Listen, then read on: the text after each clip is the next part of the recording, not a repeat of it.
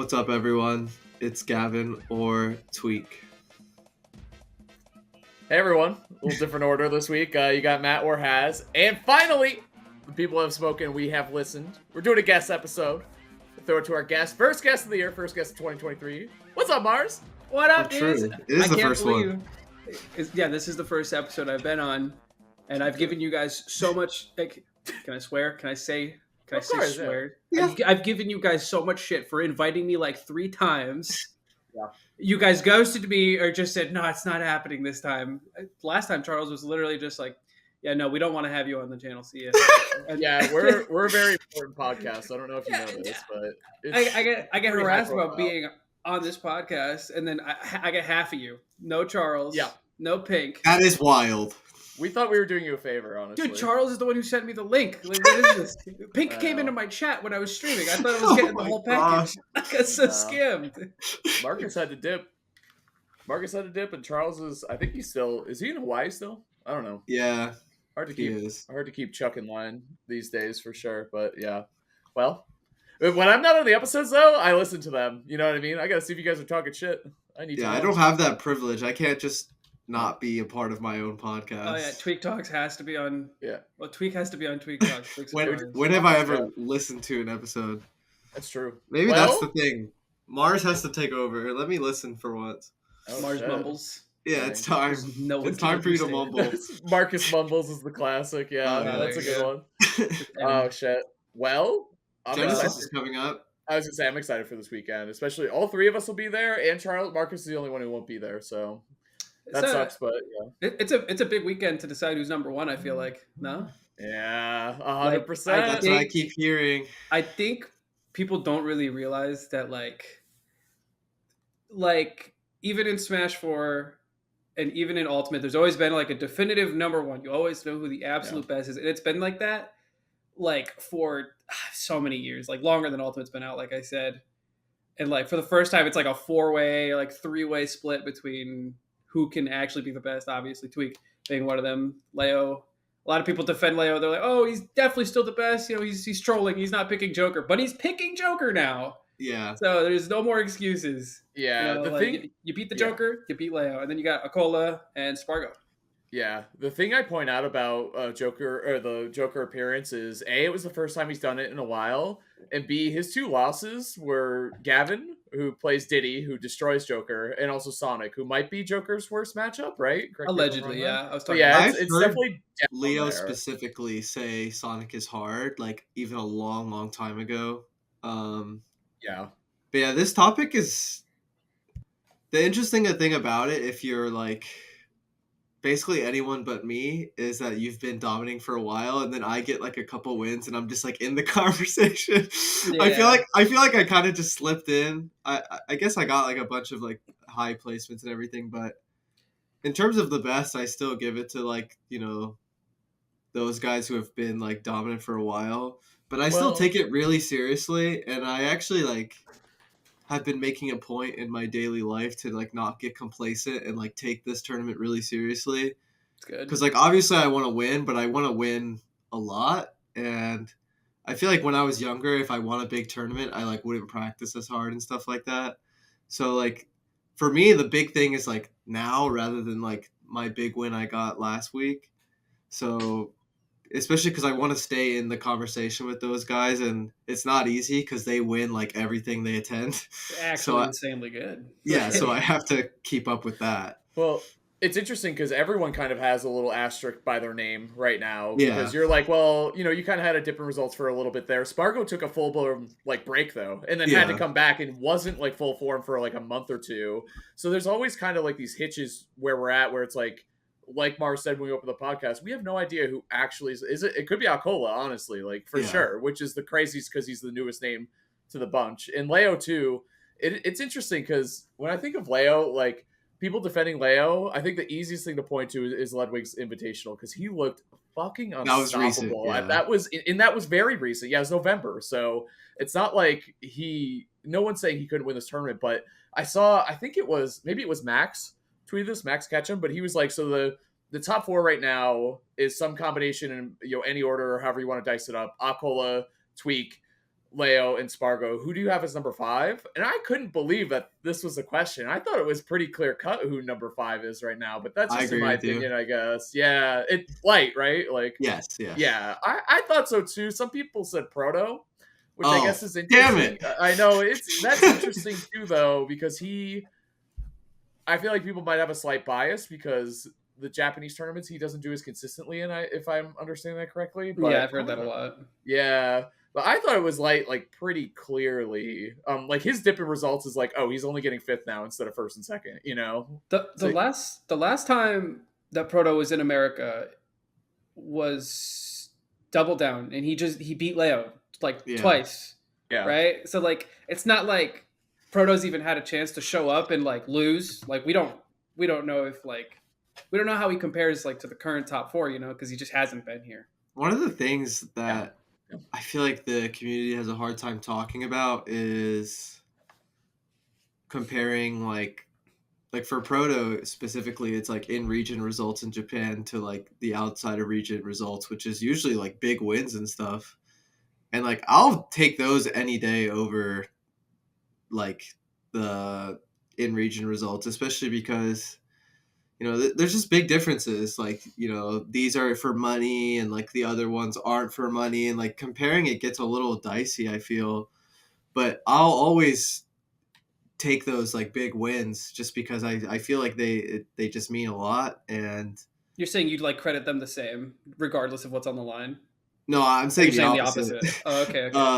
At least when it comes to like separating a ranking and like deciding like what's more valuable than the others, like those big wins, like not many people have done that ever, and Proto has done it multiple times already.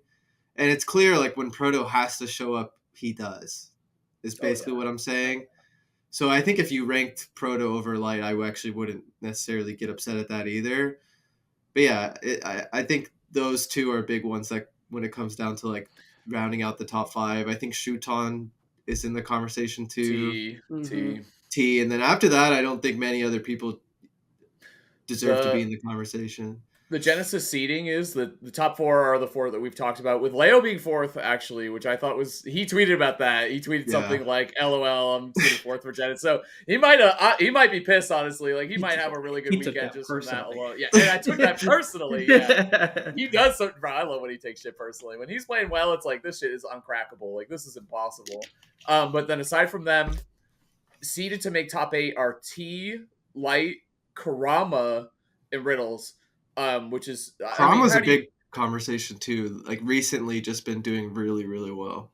For sure, and consistently at big events, Yeah. So but those like even predicting this top 8 is like just fucking impossible. Like it's actually insanely difficult. Yeah. Like even just winners lose. Like I don't care. Give me 8 names. Are they all gonna make it? I don't care where they end up in the bracket. How do you even do this?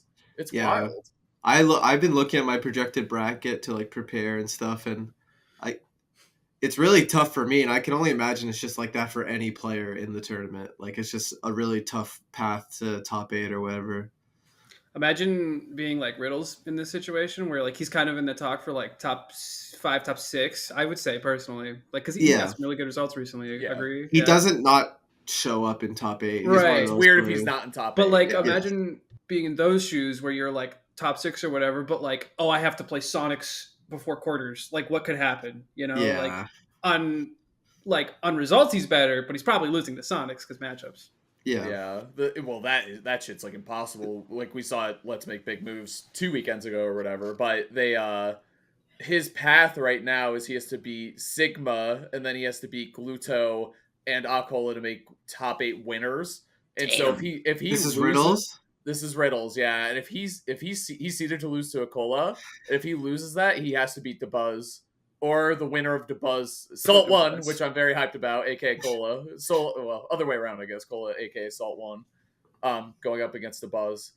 Just looking at this part of the bracket, like the top 64, it's just like you have Jackal falling 2 rounds short of top 8. Like how this tournament, I think this is. And you set it up really well, Marss. It's like, this is such a great time to have a Genesis or to have a tournament of this caliber because things are so up in the air. And the thing I love about Ultimate is it really is a huge international game where international threats fly in and they can make a splash for sure. So, dude, Leo's path is he has to beat Kronos, and if he beats Kronos, he has to beat Cola, and then he has to beat T to make top 8 winners. That's all scary. I kind of disagree. I think that's really easy. You do have to consider T's Kazuya. T, yeah. T's the scariest one, but still, those are rounds before top 8 by a lot. It's crazy. Yeah. I think T's Kazuya is probably the hardest thing. Like, he's not going Pac-Man, dude. I saw that bio with Pac-Man at Ludwig's. I think that was Ludwig's. He got absolutely destroyed. Shattered, yeah. I think it was a main stage or something. Remember when the set started with Leo T and Leo like put T on the ledge and just fully charged F smash and just gotta kill it like 20, and it's like it's been like not even double digit seconds yet. Like the set ended up being a lot better than that in terms of like closeness, but that was insanity. Dude, yeah, a couple other names that can, again, big D's in this bracket. Sonics, who we didn't even talk about, making top 8. I think Sonics is one of the best players on the planet. That's another player that you can make, like, I think soon you could build a case for top 5. You know what I'm saying? Couple more big top 8s, couple big wins. Yeah. You do it for sure. Like, what do you do if you're fighting against that? Perfect Sonic. Yeah, like, I don't like that. Dude, you're seated to play light. Spoiler alert. I'm sorry. Me? Yeah. I know. It's tough. That's definitely really rough for you. Yes. Because Diddy hasn't exactly been like a consistent answer for you. And Sephiroth worked, but it's definitely not a favorable. Yeah, we all know that. Worse. We all know I can't just go Sephiroth and beat light. It's just... It happened one time. If anything, it's worse than going Diddy. So that's the question for me. Like, every time, like if I play light, the question is, do I start Sephiroth again because it worked? Or do I accept the fact that it was kind of like a curveball and move on? You know what I mean? Like, how do I approach the next set?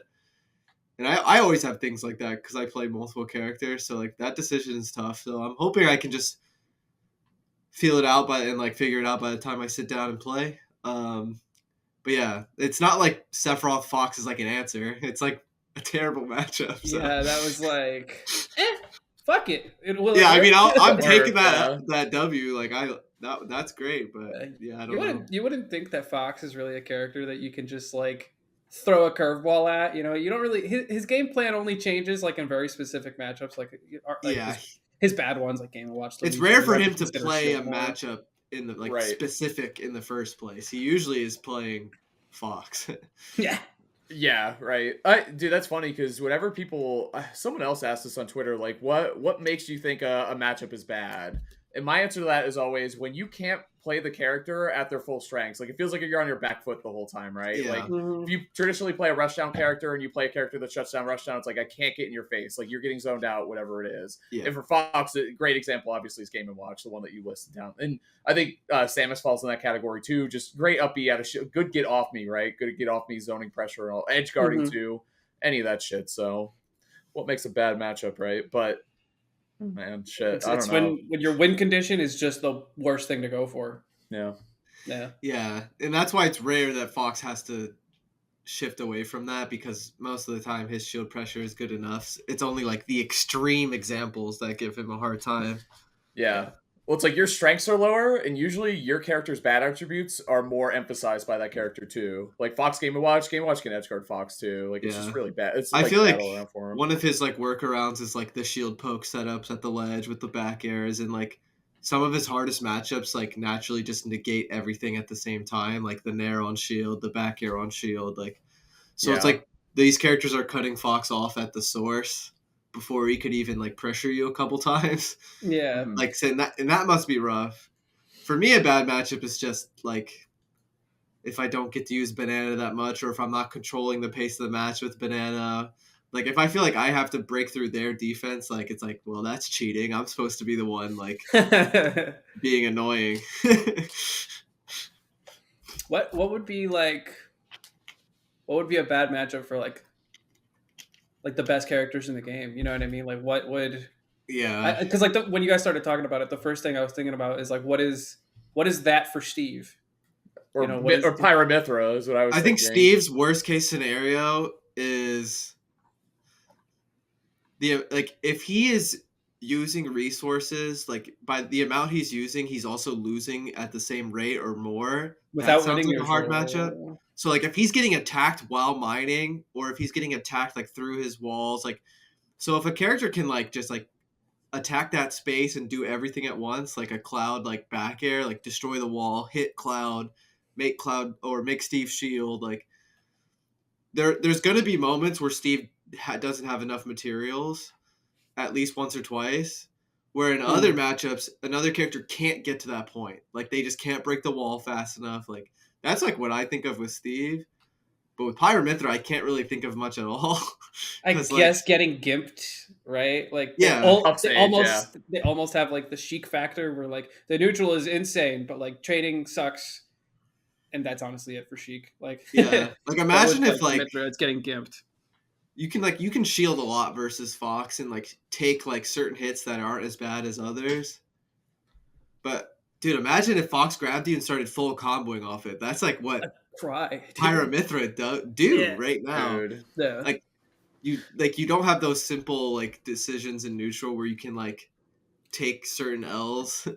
Like every L is the worst possible L versus Mythra. Like Yeah, you said you don't have any simple decisions. In this case, it's the player who's not playing Pyra Mythra, right? 'Cause Yeah. Yes. like unreactable dash with a godlike dash attack and a grab that does 45. All right. it's crazy because like I said, like Fox isn't doing that. Like Fox will just take like small victories, and then he'll eventually start getting like the typical like rush down character stuff. But Pyra Mythra is gonna make it happen. And I think that one of their best traits, especially Mythra, is like this is something Jackal has said to me like a long time ago since like their releases. It feels like they get like that full combo off of any weird hit. A lot of characters have to get like the right valuable hit. Pyra Mythra convert off of like accidental weird like any angle.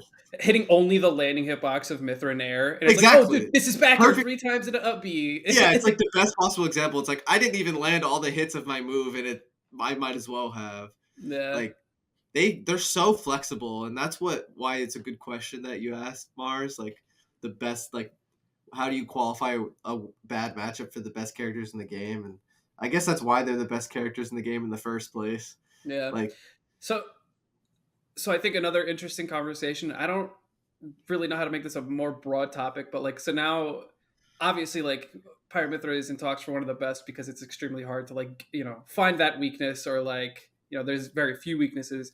But then you have characters like Kazuya, for example, who like they definitely have like he has like glaring weaknesses. Very glaring. Like some of his range, like his recovery and stuff. And like you could say, for example, like Zero Suit's a bad matchup for Kazuya. She can abuse range, she can like jump camp him and stuff. But once he gets the one hit, is it really a bad matchup anymore? Was it a hard hit to get? You know? Yeah. So it's kind of, like bad matchups can look more than just like what we were saying earlier. When we think of it from a Zero Suit perspective, right? Like Zero Suit has everything to not get hit, but Zero Suit's not doing enough damage to Kazuya. No. Like there's going to be a lot of opportunities, and something that's a really sad reality with Kazuya is the heaviest of all the fighting game characters. Dude, every time they released them, they got heavier than the previous bulkier, year. Dude, it's true. And he's the one you definitely don't want to be at like high percent. You know what I mean? Like or like surviving. Yeah. And that's the thing with Zero Suit. Her defense is so strong, but it's not like the Zaire isn't going to kill you. The Zaire isn't even going to do like enough damage to. It's like I zare you, and I'm like, yes, I got like 5%. Yeah, like you have to do that a lot. And Kazuya just gets the one hit. So his rage strike probably kills her at like 40 at the ledge, right? Something like that. Well, like you just get command grab, like you're just dead. Yeah. Yeah. Like she has the tools to fight him, but when it comes to like actually making plays towards taking the stock or like making call outs to just do any substantial amounts of damage, you are putting yourself at risk of just exploding, like taking 80 or dying. You know what I mean? Yeah. And corner versus Kazuya is also complicated. That's why if you were Sonic instead of Zero Suit in that position, you can do what Zero Suit does well, except you can do massive damage from those ranges because of how great Spin Dash is, or like, you know, stuff like mostly Spin Dash. Yeah. And you get kills off of those same things. That's why Sonic's game plan is so great. And when when Sonic's playing a matchup that's heavily in his favor, like you see it. It's to a obvious T. to all of us. And you mentioned talking about Zero Suit Kazuya specifically reminds me of Diddy Kazuya because I lost to Riddles like a few times in a row before I recently beat him. And a lot of the people watching would say things like, like, look how many times Kazuya gets hit and then Kazuya gets the hit and wins or anything like that. And like I know what they're saying, but like the Smash player brain, like I'm like, no, this matchup is great for Diddy, I promise. like as upsetting as it is, like it is like my fault, like as ridiculous as Kazuya is, but Diddy is like has the tools to be one of Kazuya's worst matchups. He definitely is. And I just have to like execute. I don't have to execute as much as you would as Zero Suit, which is scary because that says a lot because I have to hit him a lot of times. Zero Suit has to hit him even more. But I feel like it's really easy for like the general viewer to be convinced like this isn't worth it if they see an example like that. If they see you work super hard and lose anyways, the viewer's gonna see that and be like, this ain't worth it. Like do something else. Like people were even telling me like, oh, I expected to see you go Sephiroth versus Riddles. And I'm like, wow, that is surprising because I have Diddy Kong as an option. Right. Well, it's interesting too because the way you kind of look at top tiers or talk about them, like Pyra Mythra is like a 9.5 in every category, right? Like speed, punish, and whatever, maybe 10s in some of them, maybe 9s in some of them, whatever. But then you look at someone like Kazuya, and it's like, well, he's like a 3 in recovery, but he's like a 25 in advance, or like or in combos. So, and I think because it is tier list season, right? And I've been thinking about it a little bit more, and I think I'm gonna have some more tiers. But I think Kazuya, he's such an interesting one to try to put on a tier list because, and I think Steve is similar, but more well-rounded and very good too in a couple different ways, but and more consistent and has just like better tools overall. But Kazuya is just so ridiculous on hit, like he's just so dumb, like he just and on grab too, which I think is really that is scary. I feel like the other ones, I feel like Terry was an evolution of a fighting game character's grab game, like combos and like the grab itself is they really gave good. him a grab, yeah. Their grab is shit. His grab is great. But Kazuya, you know what's interesting? Like I hate to be like that guy because I don't play Kazuya, but they don't grab outside of like the combo kill attempt.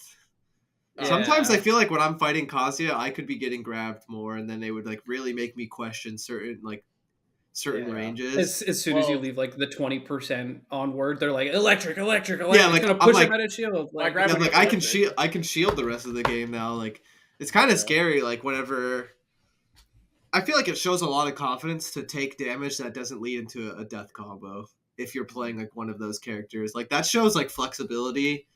And I'm like more afraid of that than someone that's just like spamming electric the entire game. Like if they're willing to grab me too, I'm like, wait, what do you mean you're not like a death combo bot? Like I don't like that. That's something Riddles did when he beat Leo at Summit. He was ending his combos with he was ending them grab early. a lot. Like he was grabbing just a lot. And, like even up throws like pretty good or just pushing someone off stage because Riddles isn't afraid to go off stage and use forward air either. Like he's not afraid to get out there and kind of get his hands dirty. So I feel like it was a part of his actual specific game plan, but the grabs at like random percentages aren't a part of the natural game plan. Like that looked like a very specific. I don't know. It's hard when you have one of the best buttons ever created in Smash history. You know, like it's hard not to just hit that. You can boot people out of shield. So sure, yeah. Which I love that animation. That's shield damage. That's so weird. We were talking about that where the most dangerous thing about Kazuya is like. Think of down throw to electric. Like that's a significant amount of damage. So he only has to do a couple reps of his like his execution, like death combo, like his stuff. And like that's like the most unbalanced thing about the character is how much damage like electric itself does or something like that. Like I feel like he would be a lot more manageable if some of those like combo starters did significantly less damage. So he wasn't only doing a couple reps of his combo. Because electric does like almost 20 damage. Yeah, I think it does like 20 damage. Roughly. Like 18 or something. So I don't want this to turn into just complaining about Kazuya, but I think the biggest issue is the Why B not? that kills, and it's really good at Oh. That's It's great at it. preposterous. It's always a little bit stronger than you expect. It's like Yeah. it gets stronger every time. Bro, it's his combo ender at higher percents. That's how strong Yeah. it is. Like that's what he uses to kill Like you this off the top. Yeah. optimal. Yeah. When up smash won't connect. Yeah, exactly. When he gets high enough, like that shit kills at like below 100 sometimes. Yeah. Or dude, if you DI it wrong, forget about it. You're fucking It's dead. over. Dude, well, it's interesting because I know you said obviously we're not going to turn this into the Kazuya Hate podcast, but it was interesting because, and I know all the top Steves weren't at Let's Make Big Moves, but there were a lot of good Steves there, and there was not a single Steve in top 8, and there was only one Kazuya, and it was just Riddles. Yeah. So, and I think I see this with Rob too a lot, where it's like, yeah, if you look at top 128, top 64 data, you see a ton of those characters. You'll see a lot of Steves, you'll see a lot of Robs, and you'll see a lot of Kazuyas. But then when it gets towards the top 16, top 24, top 8 especially, it kind of thins down a lot. But I say that now, and it's so easy for a tournament to have a bounce back. Like Genesis could easily have 4 Steves in top 8. It could be It could, you know? But I think, what does that really say about those characters, right? Like, what does that really, I don't know. Like, is that where we really put value? Is when they hit top 128? Like, where do you, I don't know. I've been thinking about tier list a lot. I think the interesting thing with Aquila is like, you know, we were saying how Riddles is like a shoe-in at any tournament. Like, Aquila is that for Steve. But, like, the question is, like, the players that are, like, sometimes they are, sometimes they aren't. So, I don't know. I'd like to hope that, like, Smash is in a better and better spot. Because a few months ago, like, it was very doomer with, like, the DLC Fighter Pass 2.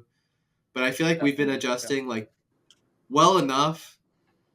But you were mentioning tier lists and, like, creating more tiers and whatnot, and some of these characters have made an argument to be in like the S+ on their own.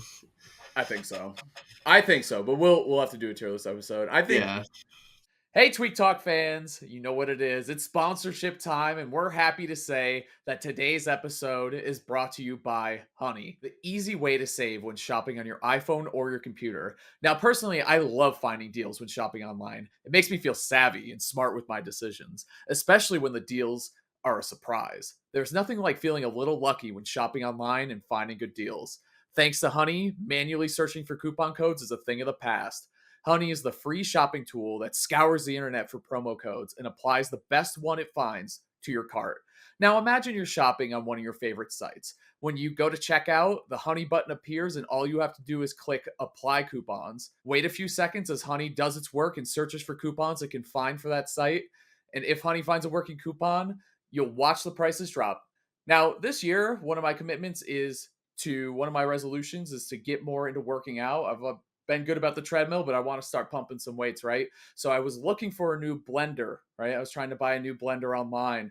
And when I went to go check out, I clicked on my Honey widget and I was able to find a deal and actually save $20 on a really nice blender. Now, this was surprising because it's a really high quality blender. Saving $20 on it was super awesome. And I got to thank Honey for that one. Now, one last thing. Did you know Honey doesn't just work on desktops, it also works on your iPhone too. Just activate it on Safari and your phone and save on the go. If you don't already have Honey, you could be straight up missing out. And by getting it, you'll be doing yourself a solid in supporting this show. Get Honey for free at joinhoney.com/tweek. Again, that's joinhoney.com/tweek. joinhoney.com/TWEEK. Tweek. So to talk about Genesis again, and not to put you guys on the spot, but one thing that's interesting about Genesis, we talked about all the top seeds, right? Like projected top 8 and all that stuff. But we know, obviously, there's going to be a ton of upsets and a ton of people who don't get the placements they want, or people who severely outplace where they ended. Thinking of last year, Myron, getting a top 5 finish, which is really good. Icon on his amazing run where everyone knows about him now. Shout out to him, by the way. I love that guy. That's where Big D also beat Meister there. Mm-hmm. Oh, wow. Yep.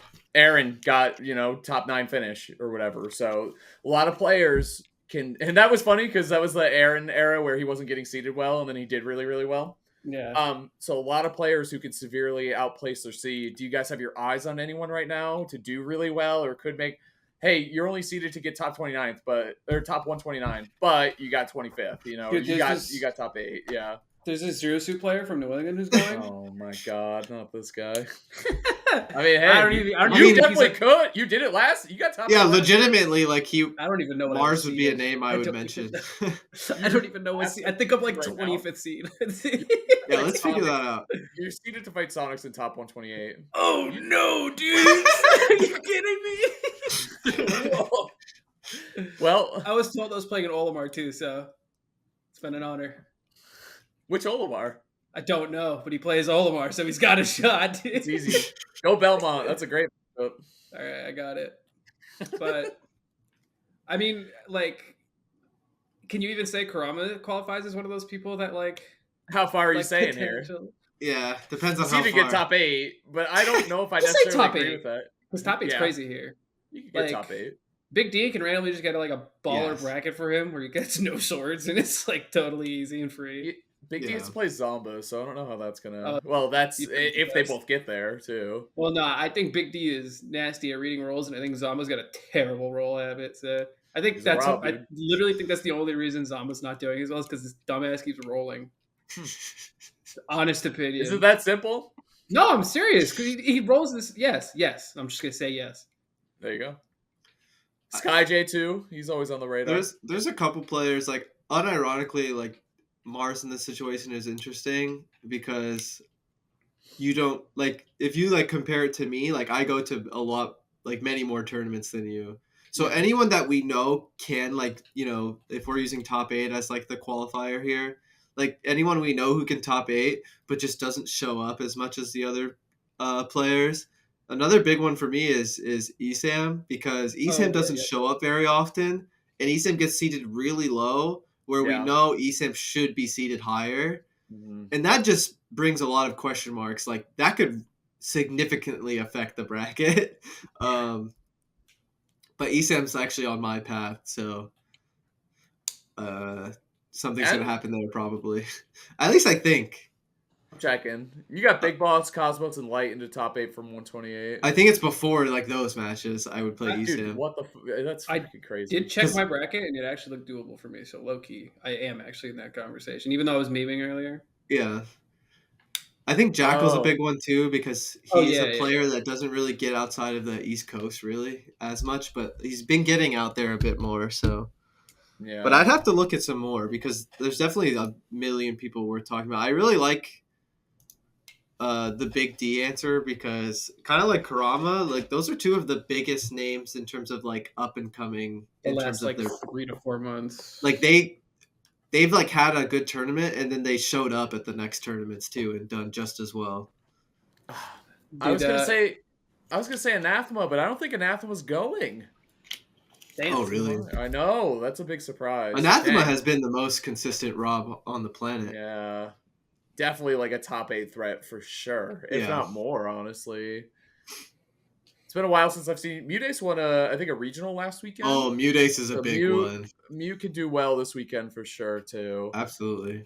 Yeah. Man, I mean, Apollo Kage. The Snakes are on watch too, because after Let's Make Big Moves, Snake was another and Snake and Bayo weirdly popular at Let's Make Big Moves as far as the results went. So yeah, Kronos and AK. Kronos. We need to see your Snake, Marss. Snake is on the cover. He's hot right now. He's on. Yeah. He's the topic. I gotta pick him up. You know I'm a big fan of the Snake. I get that. Yeah, I like your Snake too. Actually, yeah. I feel like we're always talking about your character pool. Yeah, and then I just picked Zerusu. Yeah. That's yeah. You went Joker at the last. Greninja comes up, the Snake comes up, the Mega Man comes up. Love the Mega Man. What's your idea at this chart? Oh, you're just going Zerusu. Okay, I think I'm just gonna try and solo Zerusu and just not tilt because easier said than done, but that's always my plan too. I wanted to bring it up earlier, but it's relevant now as well. We were talking about like bad matchups and stuff, and like, you know, you have that perspective of like, I hit Kazuya 50 times. He's at 200. Oops, I got grabbed.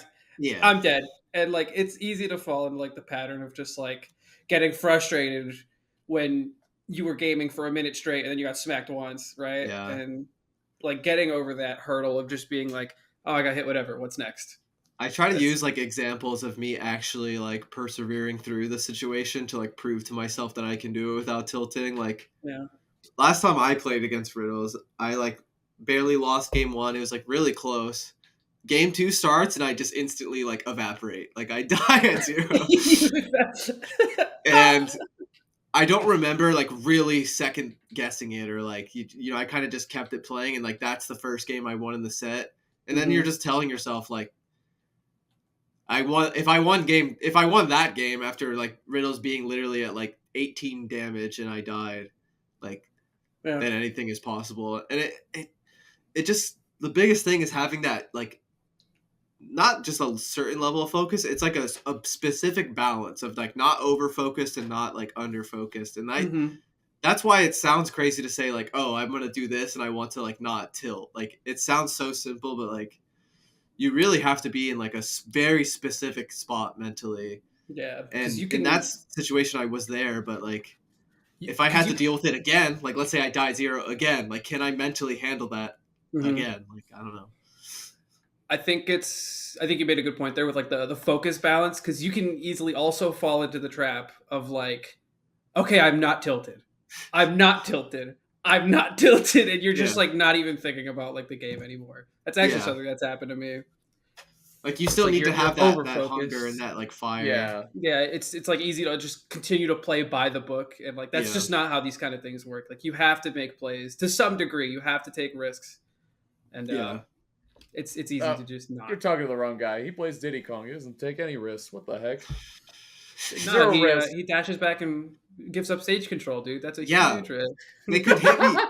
Kazuya could hit me with a laser for pulling this banana, guys. Come on. No, he can't. I don't think you think you're too fucking short, dude. The risk you take is sometimes when you up B and you go in a straight line, it blows up into the stage anyway. Like even though you go to the ledge, that always when you're playing, that scares the shit out of me when I see you take like the straight angle with Diddy. I'm like, dude, I've just seen it happen. It feels fucking RNG sometimes. I can only imagine someone who like likes watching me play and wants me to win, like how they feel when I'm doing some of like the stuff that they might not even understand, like the popcorn cancels. They're like, whatever you do, don't kill yourself.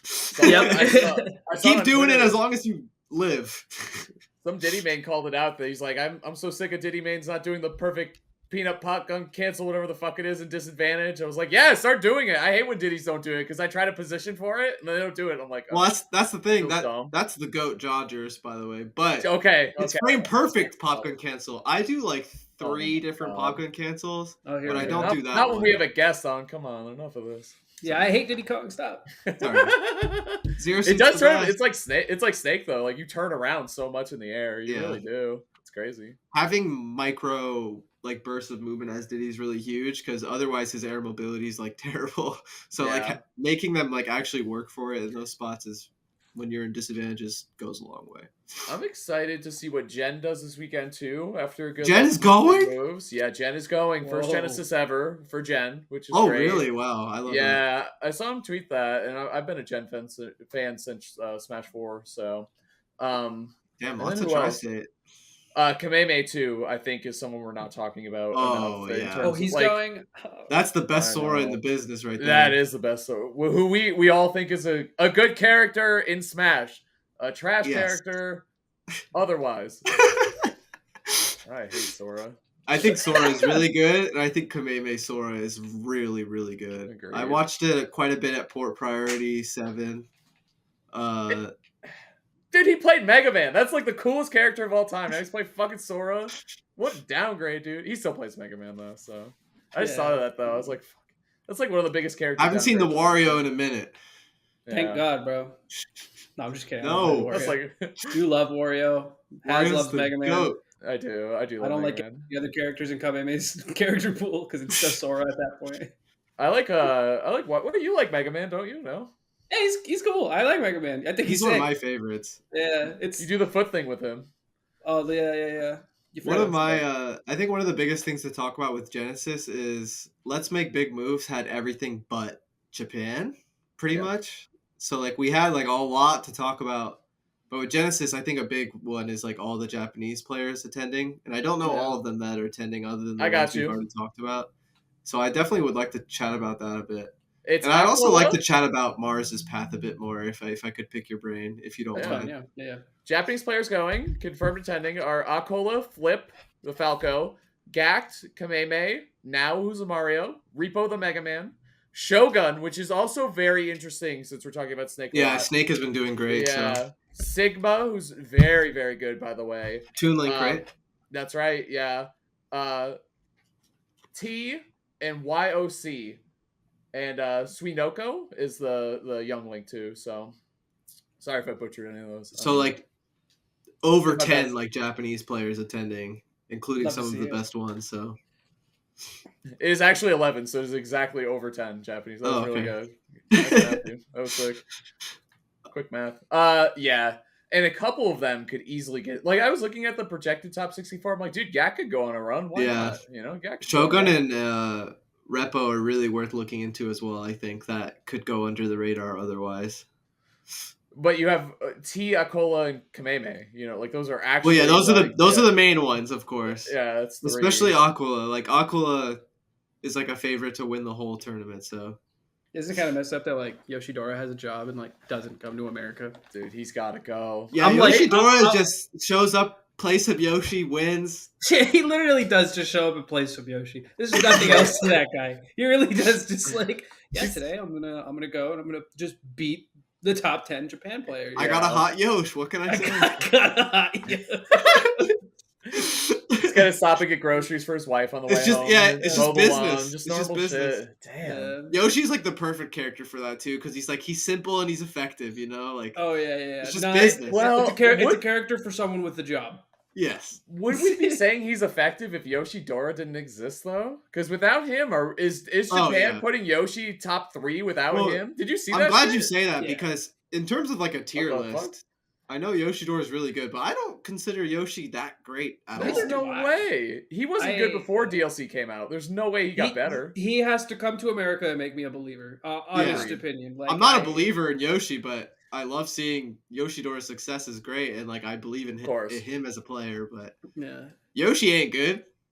No. It's almost like shades of like Rido and Smash 4 because everyone was like, "Yo, this is just bootleg Snake," and then Rido came up and started up tilting people like at like 160. It's like, Yeah. how did I get to that percent? And he was like an actual threat consistent. Not quite 85%. Yeah, with that range too. Dude, and France has 12 players going as well. Oh, wow. A lot of really good players, including Oh yeah, the French Auger. dimension. This is literally where it The bench. started. French Oh, dimension. dude, I am not accepting the French Dimension invite. No. You know you say no in French? No. No. Oh, okay. No. N-O-N. Yeah. That only works once. There's no way. I'm not falling for that. Do you have any French players in your path? We'll have to look. But I they have have a no lot idea. of really good. They tell you to go to the backstage French Dimension. Just say no, dude. I was talking about it on my stream, dude. They're like, yeah, there's only like a couple people allowed back here, and there's no cheering. I don't even know if they were actually cheering. I'm making a narrative, but it's funny because they were definitely cheering when he took stock and shit. And every other match was definitely playing. Something I've talked about with people at tournaments, and I'd like to hear your thoughts because you've been doing this a while and you've been like a big name for a while. Yeah. Is No problem, yeah. I'll let you know. whenever I play at a big tournament, I always think I would rather play on the main stage than anywhere else. Oh yeah. Because when I'm playing off stream, like it gets a crowd, it gets people cheering for me to lose or something, Mhm. and they're close by, right? Because it's like off stream, and I'm always thinking I would rather play on stream. I'd rather take all the pressure in the world from that because I've done it a million times, and like there's a physical separation of the crowd, and that's the reason why I wouldn't do the French Dimension because I'd rather play on the mainstream where like. They could be obnoxious in the crowd, not They 2 can feet say behind they can say the same things they were gonna say. They can do whatever they want, like, but I'm just physically farther away, and like it's just a better situation for me. So like, I've never gone out of my way to tell a TO, oh, I'd rather play. Like I just play my match out when we have it, but Mhm. I'm always thinking how much more comfortable I am on stream than probably like 99% of the competitive community, just because it's like a specific scenario for me. I've been playing so long. Yeah. I mean, I think it actually comes down person to person. For like the very longest time, and honestly, probably still now, I prefer playing on streams for similar reasons because all it takes is one friend he doesn't even have to be friend. He doesn't even have to know the guy you're playing against. He's just like, yeah, I want to see an upset. So let's go Bowser Jr. player beat Marss, you know, like that does happen. And it's not super tilting. Like, it's understandable. Whatever. I get it. You want to feed into a hype that doesn't exist. He's going to get 2-0'd, but you want to show up. Like, but like, I think crowds as a whole, like, is something that's almost impossible to control no matter what the setting. Yeah. And like the main stage is the closest you can get to controlling it. It doesn't bother me. I'm definitely a consistency guy, so like having that like scenario in my head to rely on, where it's like, well, if I play on stream, there's this, there's the headset, there's the distance between me and the crowd. Like, I don't know, it's just a bit more comforting. But yeah, I think something that's interesting with like Smash is like we're this weird combination of like professional esports and grassroots esports that's why this conversation is even had in the first place, because like situations where a top player is like playing in a super like dense like offline set, it's only possible just because like we're popular enough, but we're also grassroots enough to, I don't know how else to explain it. I feel like that does happen in other games, but well, bro, I don't know. If I compare it to like a traditional sport where it's like, no, that's not happening. The same crowd is there, but like the distance is always like, you know, like bro, I don't know, in the stands or something. I've been to Fenway Park. Some of those 7th inning fucking insults that get thrown out from the Green Monster. This shit is brutal. Yeah, they also get paid millions of dollars. So I watch a lot of NBA. But like, there's like people that are like close enough to, like, they can hear you, but you know, it can only get so close. You know.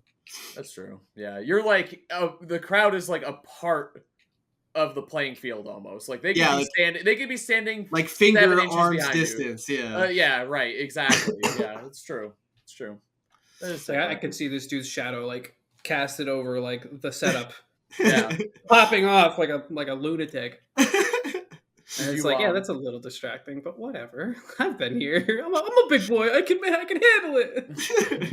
Is that your inner monologue? You go to that voice a lot. Is that what your voice sounds like? My favorite thing he said was, "Gonna get 2-0, no point."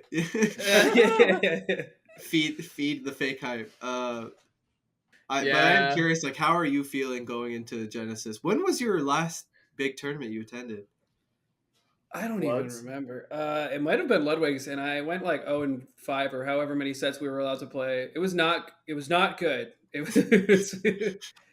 I went to a local because Light said he was going, so I was like, sure, whatever. And I got like 3rd there to XL. He was the one who farmed me.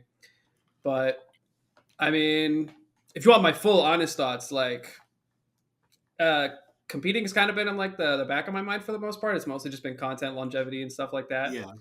So, and I have a lot of personal frustrations with the game, so it's hard to like show up to these tournaments and be like, yeah, I'm gonna win. Oh yeah, I'm gonna whoop everyone. Or like when people come up to me and they're like, so you're gonna win this time, right? Like, oh, it's the Marss Genesis thing. And it's like, dude, I understand where you're coming from, but that's like the old me, you know what I mean?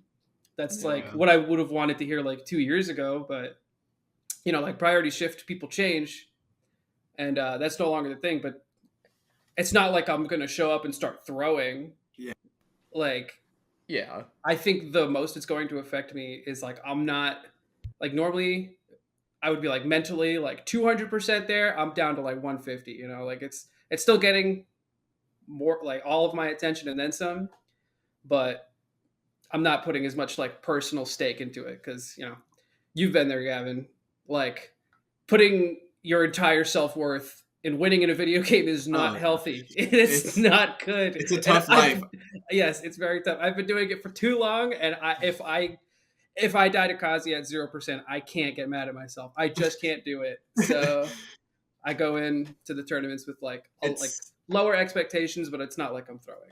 It's such a difficult journey, like figuring that out, like the self-value stuff, and like that is a whole other conversation, but I definitely like even just last weekend, like people will physically come up to me and say like, well, this time you're winning, right? And it's like, it's like what, you're living vicariously through me all of a sudden? I don't even know your first name. Like, it's just funny because it's like, yeah, like on a rough day, like that shit would make me pretty upset. Like not Oh, with them, but like it would just I- put me in a spiral. Like especially because they're like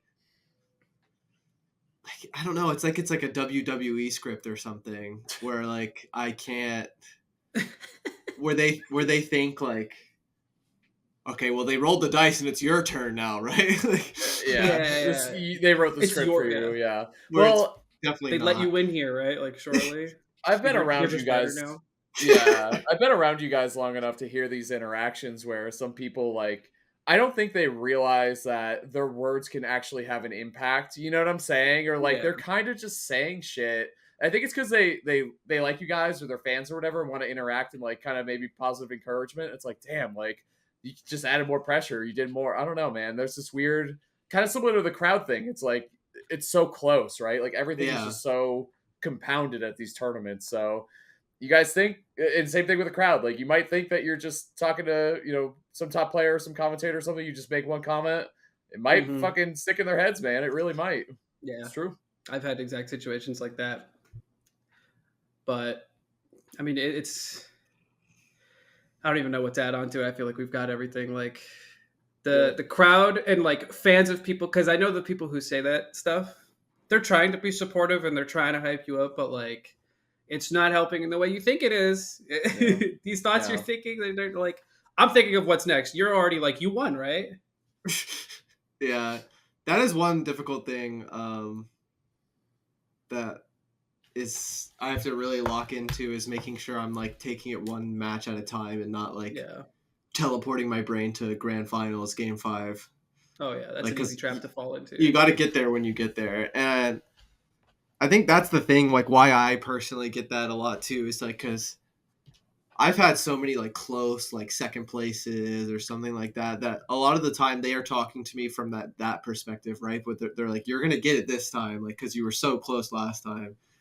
And for me, it's really important to make sure I don't fall into that like desperation Mm-hmm. because you know before I know it, I'll be getting 33rd, and then I have to like work my way up to like mentally being ready to be in grand finals or something like that. So for me, like, you know, I appreciate their support, but it's definitely like one ear out the other because I don't even want to be thinking about that just yet because it might be like my pools might be in like 20 minutes. You know what I mean? Like, Yeah. it's just one step at a time sometimes. That's why I never understood, and I think both of you guys have been this guy at one point where you don't check your bracket ahead of a major, and Yeah. I never got that, but this all makes a lot of sense because it's like, well, if I start thinking about top 64 first, especially a tournament like Genesis, and I sleep on my round, you know, top Oh, yeah. 128 or whatever, it's like, well, I didn't think. Instead of going in as best prepared I could be for anything, I prepared for specific things, but failed to even get to that point, right? Mm-hmm. Yeah, I've definitely experimented with so much, like diving super specific into my bracket path or not diving into it at all. I feel like lately I'm just like kind of at a middle ground where like there's a couple things I naturally want to be more ready for than others, but Yeah. I try to stay open-minded, especially if I'm playing like multiple characters and stuff. And at the same time, like I can only be caught so off guard. I've been doing this so long, so like it's Yeah. I'm not gonna blame myself for not being prepared if I lose because there's just no way that's true. Like there's no way it's like I didn't know how to fight against like Rob or something. I don't know. Yeah. Palu or whatever, yeah. It's like Well- random Luigi player. Oh, I haven't played this matchup in a year. Yeah, it's like Yeah. like I know what this character wants to do. So Yeah, and that's kind of the interesting meta thing about like the Fighter Pass 2 characters too, because people, it's not just like, oh, learn the matchup. It's like, well, that takes a lot of fucking time. You know what I mean? Because it's not just like, here's how you deal with this one thing in this one situation. It's like, if there's 10 top seed players, they'll all look at it a different way, especially with a character that is that versatile, right? Who has a kit that's so strong. It's like, well, I didn't even know to look out for that thing, and I don't play the Steve. I play the Steve once every 3 months. So how the fuck was I supposed to learn that up until this point, right? Or study, like I guess they're studying and all this other stuff, but I think really experiencing it brings it to the next level. I'm definitely an experienced learner. Yeah, Because like when I was like top 5 in the world, top 3 in the world, whatever, my only practice was going to tournaments, and outside of that, I would go to the majors and I would play random people because it would get me ready for multiple different play styles, levels Yeah. of play. Because you can't get caught off guard by just how weirdly bad some people are in some situations. You're like, why are you doing directional air dodges like that? That's just objectively bad. Something that's Ganon. interesting is like regionally, like people play the game differently in different Oh, areas at different absolutely. levels. Like whether it's their like, you know, PR players or not, like people just based on their environment and like their best players, whether it's like their local best player or something, like people just play the game differently, and it's been the case for so long. And something that I like that you mentioned earlier, Mars, is like your personal frustrations with the game. Like, not that you dove too specific into that, but I have so many like personal Oh, problems dude, with the game, I know. and it makes it really, really difficult to get into a competitive mindset, like a healthy one, like like we talked about with like a specific balance of focus and like Mhm. being really locked in and ready for anything, because like, you know, there's everything else you'd expect to have to deal with, and then there's like so many personal frustrations. Like Yeah. I've had certain seasons that are just harder than others, or like, you know, like when you're fighting, like, you know, the easy examples lately are like Steve and Kazuya, but even before that, like it used to be like Joker or something, where like Mhm. I disagreed with like everything about the character. So like Yeah. it, You're it like, dude, makes it fucks. really difficult to like be healthy with the game. It's there's a lot of frustrating stuff. A lot of characters have a lot of, for lack of a better word, horse shit that I hate to play against, because like I play a character that like mostly nickel and dimes at the top level. I'm not Yep. I'm not nair flip kicking people. It's very hard to ladder No, combo you're top not. players. I'm gonna be It's honest, bro. You ain't landing that shit. exactly, and I'm Yeah. like, all right, sweet. Like I got up to like 70%. Maybe I can start making some crazy reads or whatever. Like because all of these overextensions to try and kill him early literally caused me to lose stocks. So I'm like, Yeah. all right, I'm gonna make this super sick calculated read, and it's gonna have a lot of technical inputs involved. And I accidentally misinput, and I died at 0 because I got grabbed by Luigi. And you're like, okay, well, this was supposed to be a positive matchup for me, but I'm dead. So Yeah. Or you took 80 and now you're 0 suit, so you're at death percentage. Like exactly, it's a lot Yeah. of stuff like that, and like Yeah. I also, this is definitely like super personal thing. I'll get in my own head when I'm like seeing Kazuya do stuff. I'm like, why is he intangible for that? They gave him super armor too. Yeah. He goes how far with his grab? Like Yeah. Existential Smash Brothers. yeah, I'm like this shit is unplay tested, and then Damn. it snowballs really bad, and then bad mentality. You start throwing. Yeah. It, like I said, it, like nowadays it's like really easy with like Steve and Kazuya, but like, bro, like it trickles down to so many like things, whether it's like the entire character being that annoying or just like bits and pieces. And Yeah. as a Did you, competitor, like for me, I guess everyone's different, but I feel like I play like at my strongest when I'm like very calm, collected, like Yeah. open-minded, like creative, like where I'm kind of like loose. Still learning. I Yeah, think like being in the mood to learn and adapt, which is a weird sentence to say, but adapting on the fly is super important because you have to Yeah. bring something new to every single match, every single tournament, or else people are just going to skip ahead of you. Yeah, and it's just really hard to even get into that mode if like every little thing could tilt you. And Yeah. like I agree, like most things of this game, like it's actually insane that I still play. I've heard it's you insane. complain about the game, dude. I agree. I agree. I You're think talking there's- about me specifically? Yes, yes. Oh you. yeah. You love complaint, but I think a Oh, part of yeah. that I'm too like is the best complainer on the planet. you're very I- practiced, is what I'll. Yeah, I would win that battle with anyone. Like You got good muscle memory with your complaining muscle. What was I gonna say? But it's like therapeutic too. Like that's a way to work through it. Is Yeah. to fucking bitch about something a little bit, and then you figure it out, and you're like, oh okay. oh Like, yeah, it if I'm still talking sucks, to but someone yeah. that like plays a character I play, or like dislikes like an aspect of the game that like I don't really get to talk about much, they're my best friend for the next like 20 minutes. But bro, Like, my favorite one was after you got done playing Squid Plumber at Let's Make Big Moves. I went up to say like good job to you, and you go, that match was fucking impossible. I was like, bro, you won. I was like, what? I was like, you won. You're like, that's 70-30 at least. I was like, oh my god. I was like, yeah, Yeah. GG's, dude. Whatever. yeah, you might want to stay away from me for the next 10 minutes. Oh yeah. Like, That shit and cracked me something that Mars was mentioning is like the aspect of like nickel and diming with Zero Suit.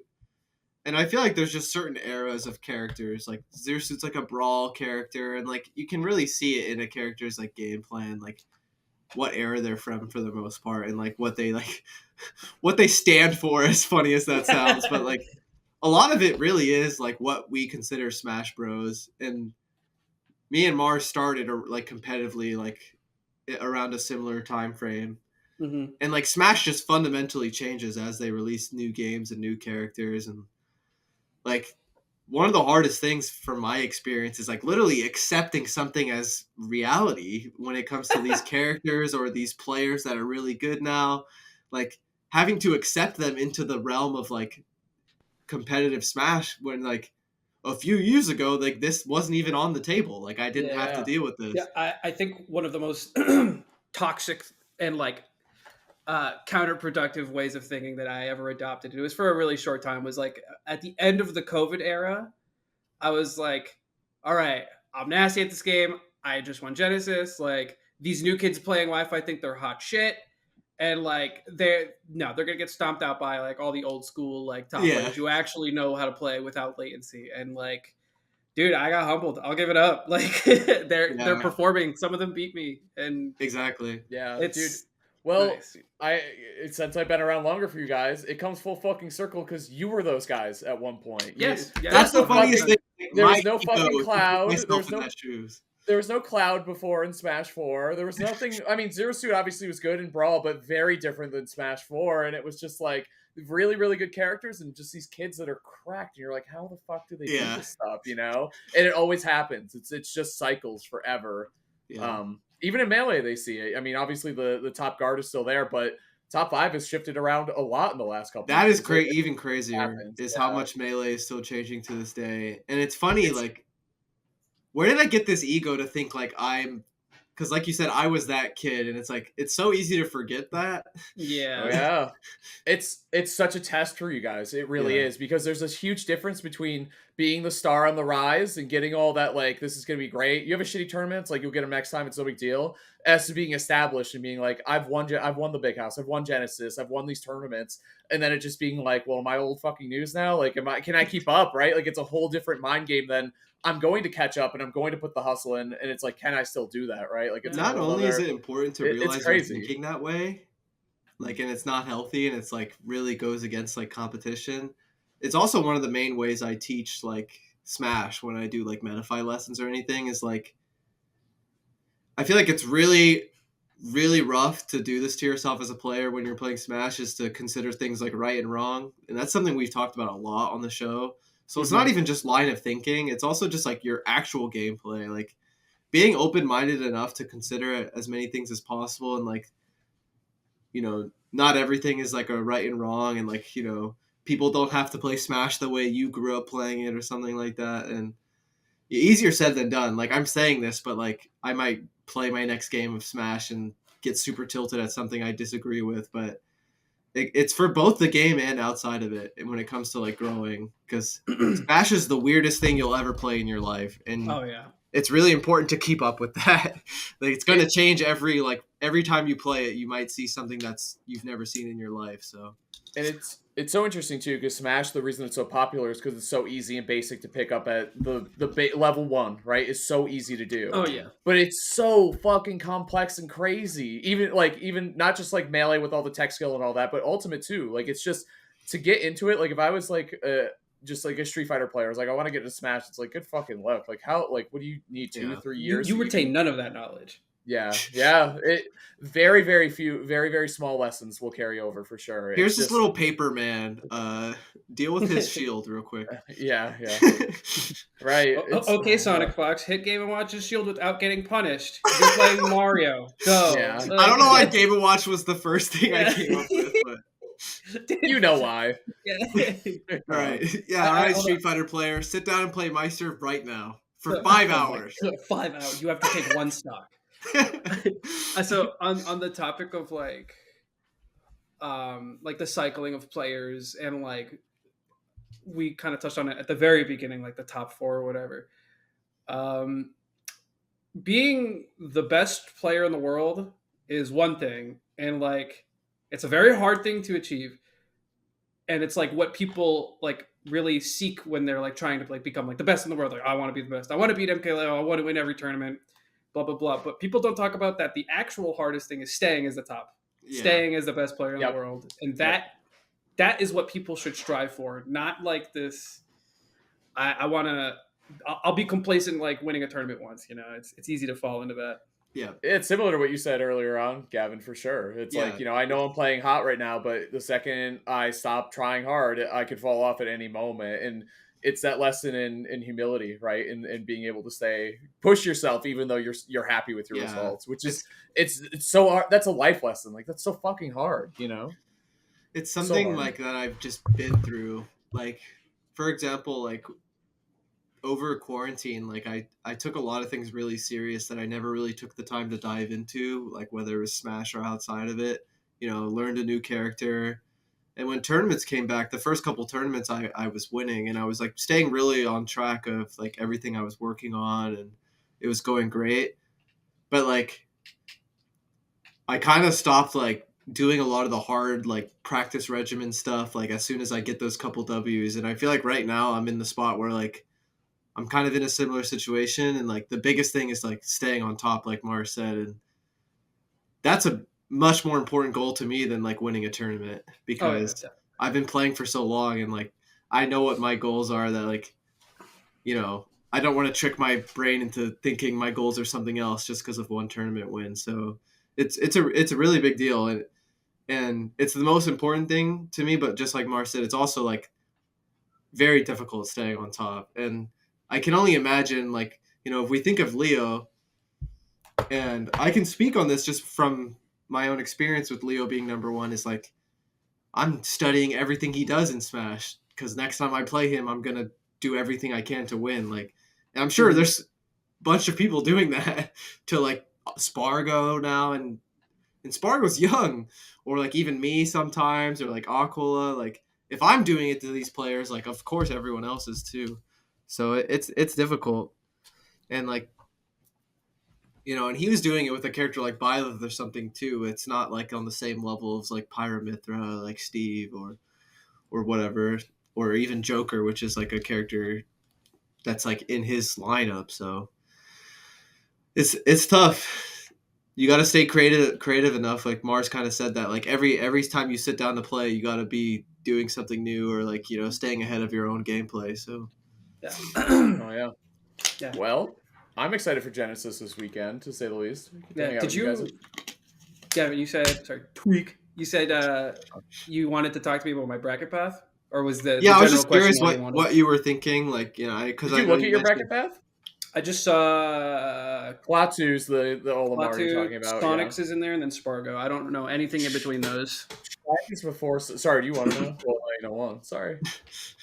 Chad, you can tell me. I don't care. It's fine. So okay. Klaatu, Chad, Sonics, Kurama, Sparg0. If you win that whole side. The only person I'm genuinely like concerned about is probably Sonics, because like I'm not very good versus Sonic, and I have very little experience. I used to be very well versed in the matchup, but not anymore. Like for Klaatu, like I'm probably just gonna play Zero Suit, and like I'm hopefully better enough. Like hopefully I could just play or diff him. Chag, I'm pretty good at the Palutena matchup. I'm not really too worried. Sonics is, like I said, the biggest concern. I mean, I've seen him play a lot, and it'll definitely be best of 5 at that point. I think that's one of my stronger. That's another good question. I was just wondering when best of 5 is, because that's top 64, so I have to think it is. Almost definitely. Somewhere. I'd be surprised if it wasn't, but it is possible because it's an enormous tournament. So I play Kurama. I'm pretty good at the Mario matchup. I've never lost to Kurama. I beat him like right before Ludwig's. Have you played? How many times have you played Kurama? I think it's 2 or 3 times, but I've beaten him every time. Okay. That's more than I've only played Kurama like a couple times. So. Yeah, I haven't played him since like Ludwig's, which was his pop-off tournament, so maybe something's changed. And then I think after that it's Sparg0, which I actually think he's one of the more beatable players for me. Just like, I understand him, and I think about the game in a very, very similar way. And I didn't. That's something that came up in conversations with others. Did I say that? Yeah. Yeah. You said, I said that too. Yeah, Paris. Light is very quick to say someone's like Marss if they are. Because he has a lot of experience like playing with you. So when he sees something that's like you, it's like he's like, oh shit. He immediately realizes it. Yeah. I didn't know that. But yeah, I never really thought about it at first. Like I never really made the comparison. Like it never clicked with me.